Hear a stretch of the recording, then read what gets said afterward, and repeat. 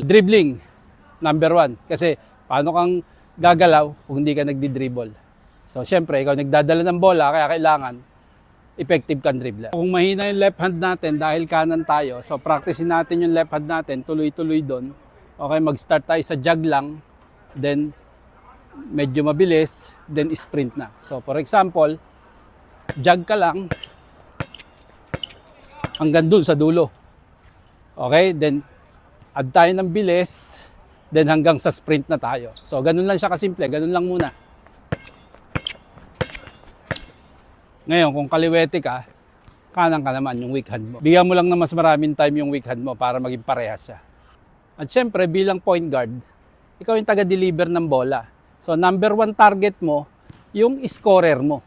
Okay, kung nakikita mo na habang bumababa ka pa lang, nagdadala ka ng bola, okay, nagdadala ka ng bola, malayo ka pa, nakikita mo open na siya, bigay mo na. Okay, yung number 1, target mo na agad yun. Ngayon, kung may big man ka namang scorer sa loob, okay, kahit nandun ka pa sa malayo, kita mo, kaya mo nang bigyan mo na agad ng bola. So, yun yung tatandaan mo. Number 1, find your scorer. Okay?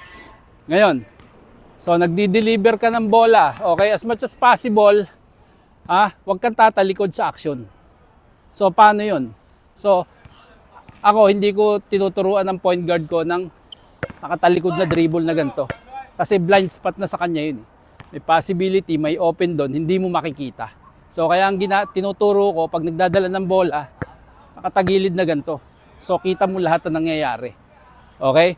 So, kung may pumipressure man sa'yo, okay, atras-atras ka lang, atras-atras, tagilid, nakikita mo pa rin yung nangyayari. Balik-balik ka ganyan, kahit may pumipressure sa'yo, nandyan lang siya sa gilid, okay, nakikita mo pa rin yung sitwasyon. Ayoko nung umiikot o tumatalikod. As much as possible, ayokong gawin yun sa point guard ko. Pangalawa, kailangan marunong ka rin gumawa ng tira.